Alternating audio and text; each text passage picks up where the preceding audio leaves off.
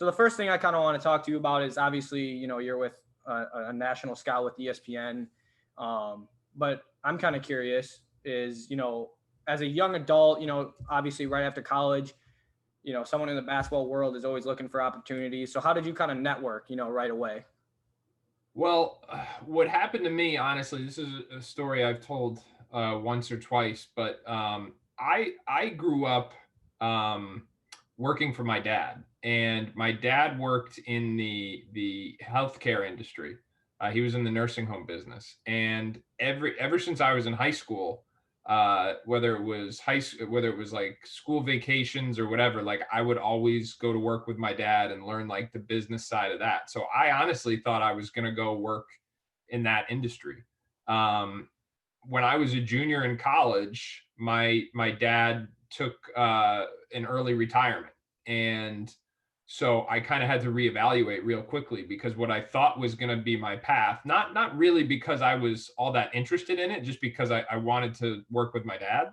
Okay. Um, so what I thought was going to be my path was not my path anymore. My dad was out of the business. I had no interest in doing it without doing it with him. And kind of what I saw was he had been very successful, but he wasn't necessarily really happy in that industry in that role at the time. And so it really kind of ingrained in me, like, you know what, let me make sure. I kind of viewed my college graduation as a bit of a turning point. In retrospect, I would say it's not that, but at the time I felt like it was. Like I wanted to get on a track to do something that I was going to be passionate about doing and Right. really love doing. So when he got out of that business, that was really kind of a wake up call for me. And that's when I started to get into the basketball side of it. So it was my senior year in college. I'm sorry, my junior year in college, I started as a manager for the UConn team and Okay. starting to make contacts there. Was Coach Tom Moore was the one who first got me in there, and I got to know all those guys. Then I coached an AAU team as a senior. Then I graduated college, working all the camps. I mean, I was coaching two AAU teams, one boys team, one girls team, just trying to learn as much as I could. Mhm. And then when I graduated college, I did I emailed like every college program within whatever it was, like a 100-mile radius. And it was the basic, like, we'll work for free email. And, I got three that responded back. I interviewed at one. I didn't get it. That was at Eastern Connecticut State University where I interviewed. I didn't get it. Okay. Western Connecticut State University, kind of their rival, so to speak, offered me a volunteer job, Mhm. and I took that. And I was like substitute teaching and doing some temp office work in the mornings to be able to live, but at the same time, like, staying with my parents because I couldn't Yeah. afford anything else. And so at the time, I'm thinking like, gee, look how dedicated I am. And now I realize, like, I was fortunate to be able to have the luxury of living with my parents and only having to make enough money to pay for what little bills I had. Mhm. But that's how I got in. And then when I was a Division III assistant coach, I did that for 2 years. And then, what I tell people like yourself or whoever who want to get into the business is, like, you've got to be willing to do absolutely anything, and you've got to be willing to repeat that process at every step along the ladder. So initially for me, it was just getting in, and then I was a volunteer guy, so I had to kind of make a name for myself and try and go out and show that I could recruit, despite the fact that I was just like 22, 23 years old. So I ended up being at WestCon for 2 years, and I tried to hustle and develop a reputation as a recruiter. But the other thing I did is, whenever we had an off day, D3 rules were the same as D1, so you could Mhm. only go 6 days a week. So our off day, I would always go watch a Division I practice in the area. And so in Connecticut, that meant I saw a lot of Yale, I saw a lot of Hartford, I saw a lot of Quinnipiac. I'd go back to UConn, and ultimately, then that helped me develop some relationships. Yep. I had a little success as an early recruiter, and so when I'd go to those Division I practices, they got to a point where they said, "Oh, you're the kid who just got player, this player or that player." And Mhm. so then after 2 years at WestCon, when a job opened at University of Hartford, at the time it was essentially what the Dobo spot is now, but Right. at the time it was like the called the GA basically. Mhm. And so I got that, and then shortly after that, we had a couple guys leave the staff after I'd only been there for a couple months. So I got bumped up and was on the road as a Wow. Division I assistant when I was 24. And so and at the time, that was. I mean, it was a series of very fortunate breaks, but I think that you have to put yourself in a position to get lucky just by Right. by being willing to do absolutely anything, and being really like obsessed with that journey. As I got older and got a family, I wasn't Yeah. as I had other priorities, so I wasn't willing to commit 18 hours a day to this, which Yeah. is part of why I got out of coaching. Yeah. No, that's a really cool story. And so you went from the D3 level to the D1 level in what, like 2 years? Yeah, yep, So did exactly. were you while you were at the D3 level, was your goal always to get to the D1 level, or were you just kind of happy, that you had, an opportunity somewhere? Well, so initially I was pretty impressed with myself. I was like, I'm a college coach, and then Yeah. you realize that you don't know anything. You know what I mean? Mhm. And then and so you're just inundated with trying to educate yourself. And I always looked at myself as like I didn't really have the look. You know what I mean? Like I'm probably 30 pounds lighter now than I was then. So I was kind of overweight, unathletic looking. I didn't play college basketball. So I always kind of viewed it as, all right, like I have to prove myself as a recruiter. I have to prove myself as in terms of my X's and O's. So I was, like I said, really just obsessed with anything I Yeah. could. Any coaching video, any book. I mean, I've still got half the books that I keep on my shelf over there. Not Mhm. half of them. I still keep all of them. And Right. old actually I just it was like a month ago that I boxed up the VHSs that I used to have, That's because I great. was really just obsessed with developing myself any way that I could at that time. And but to answer your question, um, my initial goal was I wanted to be a D3 head coach, Okay. and I knew that the I knew that I wanted to have a family. I knew that family was going to be really important to me, and I didn't want to have to relocate all over the country. My Yeah. family's from Connecticut. My girlfriend at the time, who's now my wife, her family's from Connecticut. So like, this was where I wanted to be. Mhm. And I remember having a conversation at WestCon with the AD at the time, whose name was Ed Farrington, and Bob Campbell was the name of the coach who hired me and gave me that initial opportunity. I'll be forever indebted to him. Ed Farrington was the AD, and he said to me, and again, I'm 24 years old at the time. He said, I am not going to be able to hire you unless you go and come back.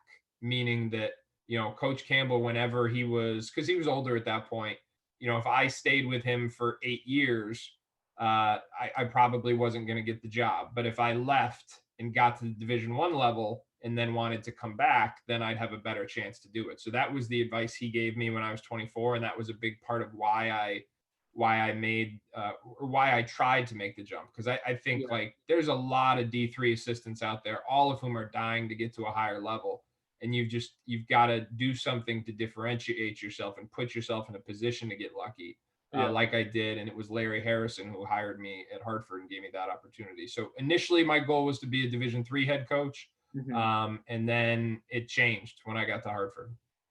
Cool. That's a really cool perspective. All right. One more question about your coaching career. So Sure. obviously you set the context for me that you were, you had recruiting abilities at, at a young age or right when you started.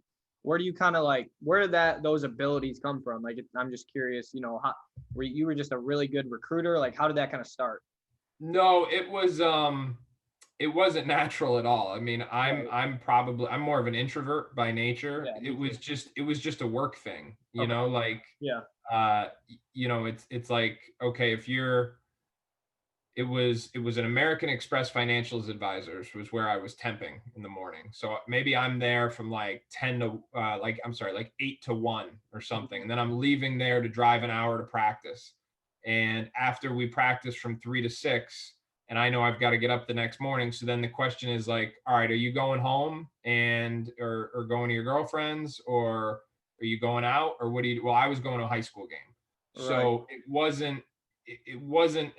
I wasn't skilled. If anything, like I said, I would say that I was less skilled because I didn't have that playing experience that I could relate to. But for me, it was just I was just always in the gym Yeah. and always willing to do, uh, you know, whatever and try. And I'd say there was a certain level of ambition there too, in terms of like chasing players that were perceived as Division 2 or Division 1 guys and trying to give us a chance to get them. That was part of what gave me that reputation. There was a player named Charles Easterling who was really well known in Connecticut. He'd initially gone to junior college, Hmm. and then he'd come home and he was just at home in Hartford.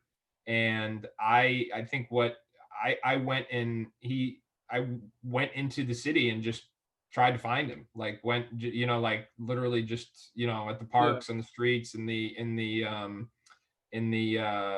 pro-am league, connecting with the old high school coaches, and ultimately we got him enrolled at Western Connecticut.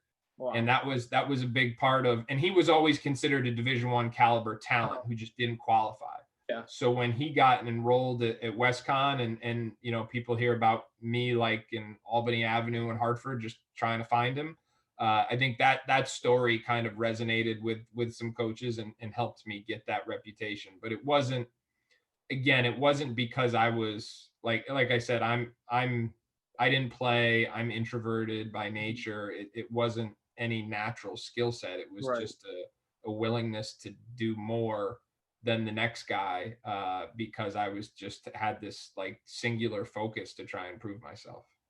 Okay. Now I kind of want to ask you a couple questions about, obviously you're in the media now. Uh, Sure. so what I read about was the New England recruiting report. You started Mhm. that. Um, just kind of, give me like a time frame of what you were doing when you started that, and then just kind of how you've grown that. So, basically what that does is just kind of pick up in the story. So I go to the University of Hartford. I get bumped up. I'm on the road at 24 years old. They had finished last in the America East the year before I got there, and we finished third that year I was there. Through Mhm. had nothing to do with me. Like I said, I have no problem admitting like at Right. 24 I was not qualified for that position. I had a willingness to learn and do whatever was needed. Mhm. But when I look back now, just eternally, excuse me, grateful to Larry Harrison for hiring me, because there were more qualified candidates out there. But Mhm. um, so we ended up getting fired at the end of that year, and I share that because we went from last in the conference to third in the conference. Coach Harrison won Coach of the Year in the conference, and then 2 weeks later we get fired. And so it was really like another kind of turning point for me, this eye-opening Uh-huh. kind of experience about what the business is like. And if recall, I didn't want to relocate, so I Yeah. had opportunities I got offered a job as a full-time D2 assistant in the state, shortly after we got fired.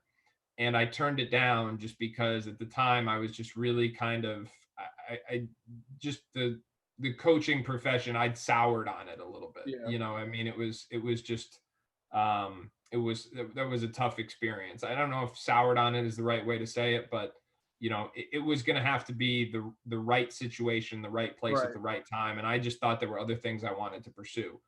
So I started kind of chasing a few different things at that time. I became a prep school coach. I took over the program at Choate Rosemary Hall because I knew I wanted to coach. Right. I just wasn't sure the lifestyle of college coaching, if that was for me. Mhm. So I took over as a prep school coach. At the same time, I started New England Recruiting Report. And at the same time, I started what was then called an apprentice program under Marty Blake, who was then the director of scouting in the NBA. So I kind of had these three different tracks going simultaneously. And admittedly, I wasn't sure which one was gonna really click. I wasn't sure if I was gonna end up staying on being a prep school coach and trying to get a full-time job at the school, whether I was gonna do the media thing, or whether the NBA scouting part was the one that was most intriguing to me at that time. For sure. But the media side, I got some traction in pretty quickly. And again, I was very fortunate. I had people help me along the way. There was a guy that I had grown up playing against, named J.R. Hargraves. He was my age, and had a startup AAU program at the time called the Connecticut Basketball Club. And he had like a young Andre Drummond at the time who was in 8th grade. He had a young Chris Dunn who was, Wow. I think he got him like a year later. So he had this idea to create the New England Recruiting Report, and it was his idea. And he approached me about it, and we started it together. And I handled most of the day-to-day stuff. It was a startup, and I handled most of the day-to-day stuff. But we had everybody. We had the credibility of having a former college coach, and we also had, he had all those relationships because he was a college player, and now he was, an AAU director on the rise. So for the first couple of years, we did it together. Eventually, while we remained close friends, we ended up, separating. He did the AAU, and I did the New England Recruiting Report. But that's what that was, it was his idea. And then, shortly afterwards, he and I started it. I was introduced to Jeff Goodman, and Jeff was running a lot of prep school stuff, and he was a national recruiting guy at the time, transitioning into becoming, people probably, if you know Jeff Goodman now, you probably don't realize he used to be like a recruiting analyst at I forget, scout.com or whatever it was back in the day. And he was transitioning into being a full-time college basketball writer and couldn't handle his prep school stuff anymore. So we needed somebody to help him with it. So between JR kind of having this idea and Jeff having needing somebody to help him, that's kind of how New England Recruiting Report was born. So I got more kind of traction with that path early on. So and it was a few years later, and then I caught on with ESPN, and that's where we're at.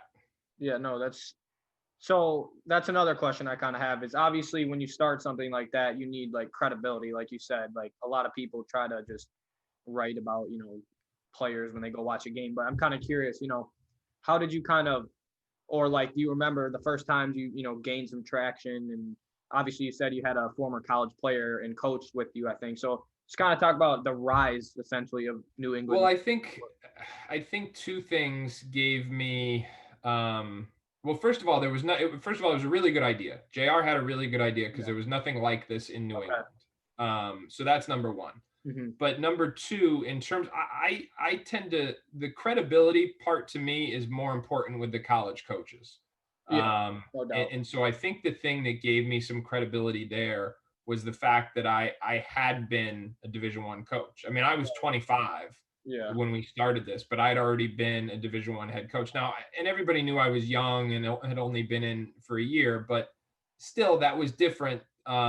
There was some credibility there relative to other people who 100%. Scouts who don't necessarily didn't have that same frame of reference on the college level.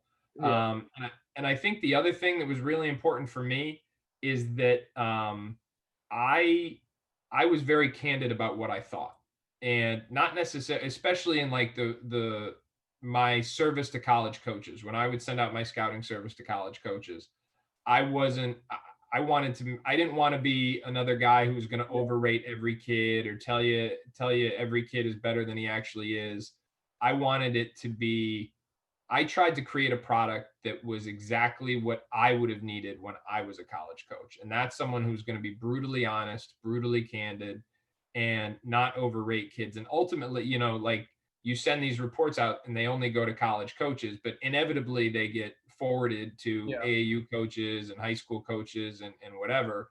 And so that sometimes that was problematic. I remember there was an AAU coach who was irate at me that I mentioned he had a point guard who was like 5'9", and I mentioned his history of he had a history of back injuries, which is, very relevant. Right. But the AAU coach was irate that I noted that and documented that. Hmm. But from a college coach's perspective, that's a very relevant piece of information. So I think those two things in the eyes of college coaches were important. That I had that credibility from having coached on that level, and that I was willing to tell the truth, or at least what my honest assessment, regardless of whatever other narratives other people out there were trying to kind of create. Yeah, for sure. Okay. So then obviously today you work for ESPN.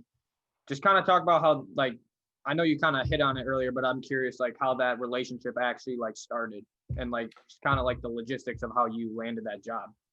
So it's a again, it happened pretty organically. I was running New England Recruiting Report and doing the prep school stuff. Paul Biancardi, again, this is, and you'll see the theme here. There's from Bob Campbell to Larry Harrison to J.R. Hargraves, Jeff Goodman, now Paul Biancardi. I've been very fortunate and had a number of people giving me opportunities along the way. Mhm. So Paul, who actually Jeff initially introduced me to when I first started on the media side, was on coming in for ESPN, and they had a staff that was kind of had a guy in most regions of the country, except for the Northeast. So they needed somebody up here. You had the prep schools up here, so there was a ton of talent. Right. And it was right around that same year. It was right after Michael Beasley was just over at Notre Dame Prep, and he was probably the best player in the country. He went on to Texas and was probably the best freshman in the country. So, and I had established myself as kind of the only guy doing this in New England. So, they brought me in, and I joined a team that was, it was, in retrospect, it was a really cool thing because ESPN was doing it differently. This is probably over 10 years ago now, because Okay. you had Paul Biancardi, you had Reggie Rankin, you had Yeah. Mike LaPlante. These guys are all former college coaches. And then there's John Stovall, who's a veteran of the scouting world, Joel Francesco, who's a veteran of the scouting world. Ultimately, Dave Tellep came over. So we really had a big team of hugely qualified guys, and these were basketball guys. They were basketball first and foremost. It wasn't a collection of writers. Yeah. These were basketball guys, and where I tried to provide some value was in the fact that I was in an area of the country where no one else was, but also I had developed some experience writing over the last 5 years. I didn't go to school for it. I wasn't necessarily trained for it, Yeah. but I had gotten some experience doing it. So that kind of gave me, that gave me a niche. I'm not necessarily the best scout, not necessarily the best writer, but when you put them together, that kind of the overlap of the Venn diagram, if Right. you will, like that was my sweet spot. I was, a really hardworking, pretty good scout, and I was a decent writer, and Mhm. those two together, I think, gave me. And then it's just like anything else. It was just like breaking into D3 coaching, just Yeah. like breaking into the D1 level. It was Timing. do not only timing, but then it's like, okay, I'll do anything I can. Right. What do you need? And For the sure. same thing when I started to get on TV more. It's like, hey, somebody gets the flu an hour before the game, call me. I'll walk there. It's just Yeah. what do you need, and you got to be willing to do it. Okay. So then I was just on your the Instagram page for the recruiting stuff, and the I BC. need some help. Can you give me some followers? I'm struggling there. Oh no, it's yeah, I love that content. Honestly, I've never, like, I was just thinking like that. I was gonna tell you, like, that's genius idea, the be seen tour. I've never seen people do that in the way that you're doing it. So I'm just kind of curious, the be seen tour, how did that kind of start? And it looks fun. I'm sure you enjoy doing it. Yeah, so we're in, so it's just to kind of, provide some Yeah. context. It's last March, the pandemic's coming, and at the time I am coordinating the National Prep Championship, so the national championship for all the post grad programs in the country. Hmm. And this is in the middle of this event. Rudy Gobert tests positive right after he, Right. wiped the mic. The NBA shuts down. Donovan Mitchell, who's a Brewster Academy alum, Brewster Academy's in the event. He tests positive. And then while we're on the court Thursday morning, all the college tournaments start shutting down one by one. And if you Yeah. remember that day, they just Yeah. start, For sure. they take everybody off the court one conference at a time. Crazy. So that was, you know, that was the last. So New England Recruiting Report has turned into this thing where we have a series of events during the course of the year. But when that happened and the virus popped up and stuff, we made the decision to not run any more events Yeah. until we could really guarantee the safety Yep. of the participants and the spectators, because it was a unique experience being in the middle of it right when it was happening, and no one knew what was going on, and you're wondering like, geez, are we, it starts on a Tuesday, you think you're fine, and by Thursday you're like, geez, are we What is okay? And fortunately we were, and there were no issues. But so anyway, we decided to stop running events, and still haven't since March. It's almost January now, and we still haven't done anything. But I recognize that because of the pandemic, along with other factors like the new transfer rules and the implications on the pandemic's implication on college eligibility, Yep. like the opportunities for high school players are smaller than they've ever been before. And I've always viewed recruiting as a exercise in supply and demand. And Mhm. there's just very little demand right now for high school players at the college level, because everybody thinks unless you're like a top 100 caliber guy, Yeah. most college coaches think they can get a more immediate impact player by getting a transfer or a junior college player who didn't lose a year of eligibility this year. Right. So, and the bottom line is like, I still have to be able to do my job. Like, I still have to be able to get out and evaluate players. Yeah. So I needed to figure out a way to do that. I wanted to try and help the kids get the exposure they'd seen, and I needed to be able to do my job and service these college coaches who weren't able to get out. And so to me, I just thought it made a lot more sense from a safety standpoint to go to these programs. If they were making the decision independent of me to play and Yeah. practice on their own, I just thought it made more sense for me to go to them rather than the normal version where you'd kind of bring everybody to me or to a big Yeah. event or something like that. I just thought it would be a whole lot safer for me to travel, much less efficient in a normal year. Right. And then I just tried to think about like how we could get creative and create some value for those kids. So through John and Ian at Hoop Major, who I think are the best at what they do, and had already started helping me with some video content I was doing to kind of supplement our ESPN stuff. That was kind of a natural partnership, and wasn't really sure how it would go, if there was going to be any interest, but there has been. And it's only, we've only been able to do it in the Northeast because it's just because of different travel protocols and stuff. It's got to Mhm. be places where we can drive to, and oftentimes get in and get out before the 24 hours go, as we comply with all the state Yeah. and the various state protocols. So it's something that I thought might be interesting, but I didn't really know if the market would Mhm. have a demand for it. But it's turned out to be something that's been good. I don't know if it'll, if hopefully we get back to normal, and I don't know if there'll still be a demand for this, but Yeah. hopefully it's provided some value this year.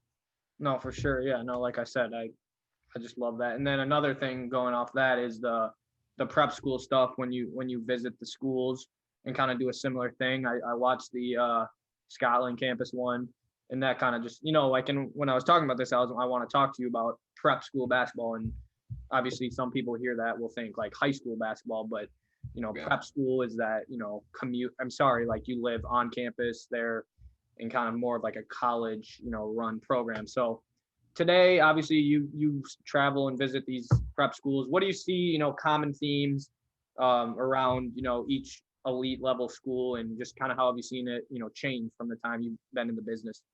Well, to me, I think when you say prep school, not you specifically, but when anybody says prep school, I equate that to be post grad. Okay. There's some. So when I hear that, I hear post grad programs, Okay. and I think the differentiating factor between the schools I deal with is honestly is their academic credibility, because there are a lot of these prep schools that pop up Right. that are don't satisfy the NCAA's scholastic definition and don't even pretend to be schools. Hmm. And but with all the schools in New England and in the Northeast, and now pockets in Virginia and in Florida and in the Midwest, and it's really kind of growing now. Right. These are legitimate academic institutions that are doing things the right way, and it's only schools that do that have been included in this kind of national association.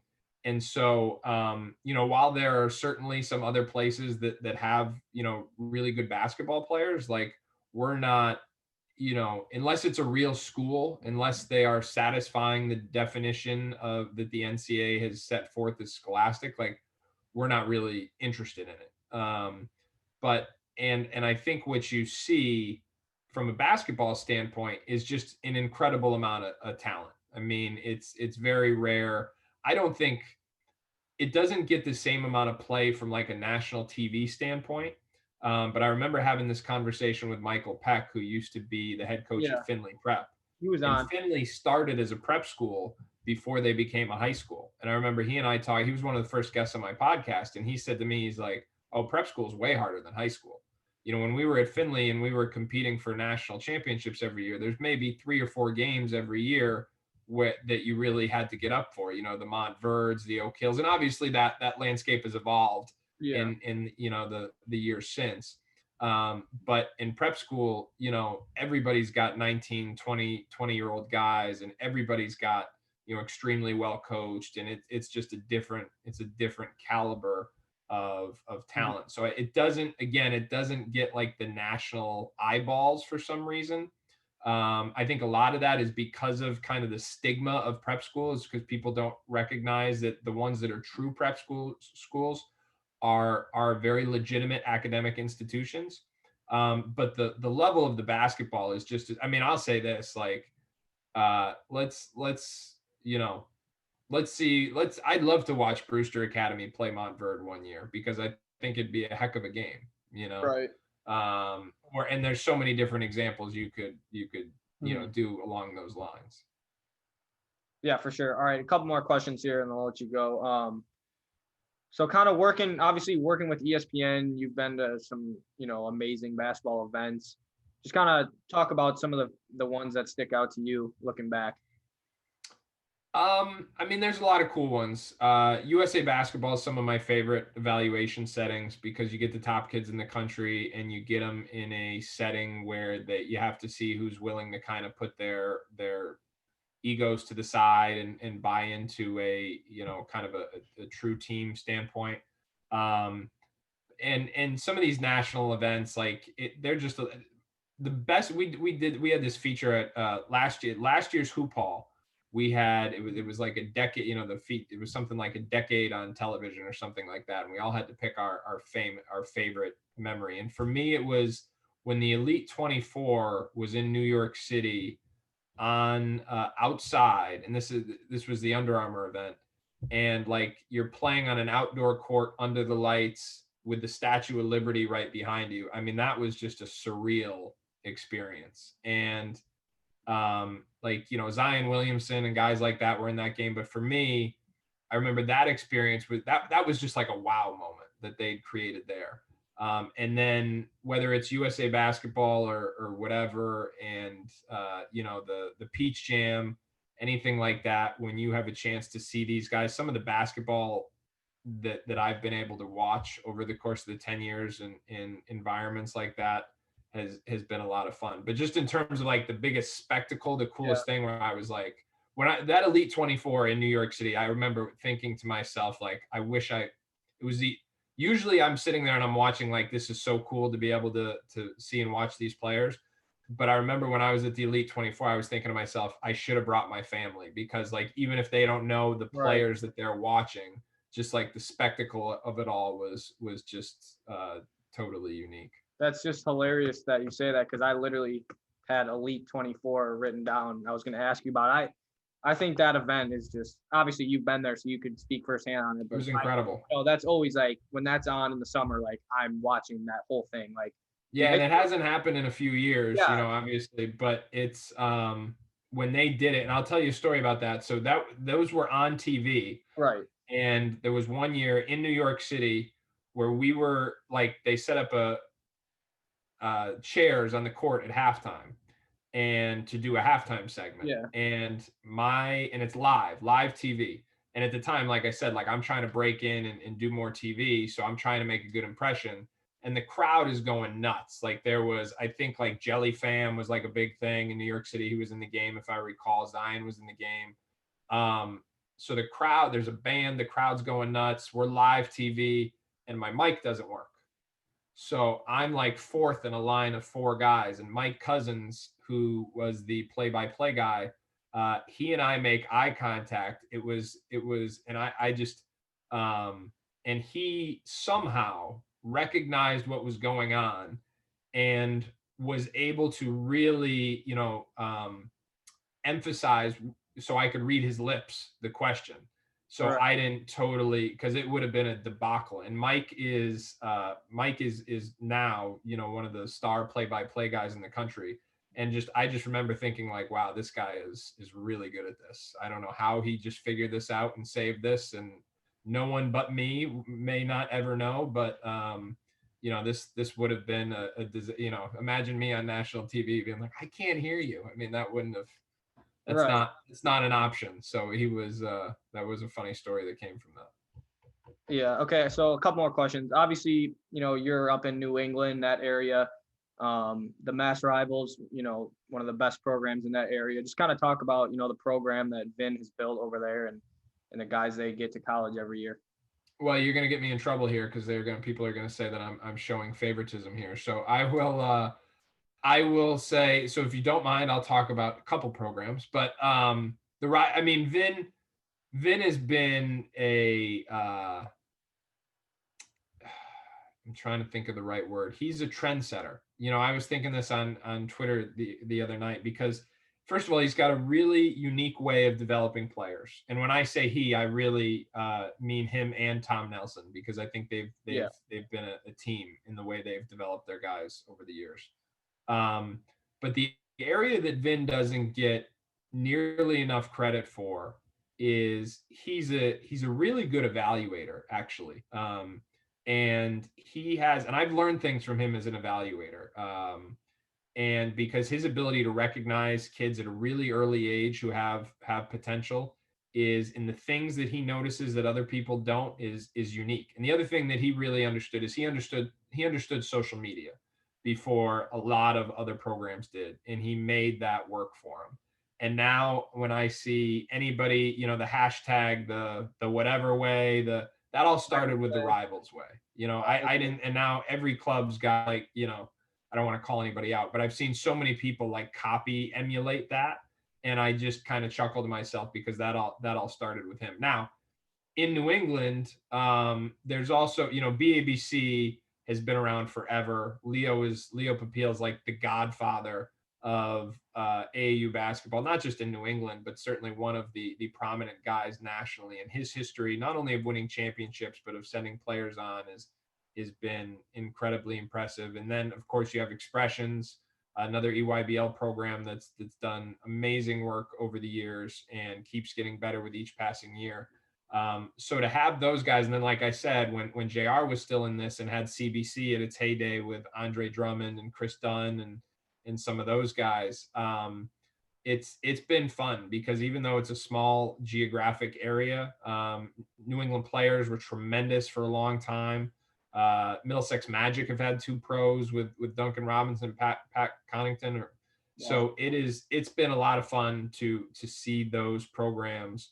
There's always some drama and some politics in the local AAU landscape, but all of those guys have done such an incredible job and helped so many kids along the way. It's been fun to be able to be a fly on the wall for it.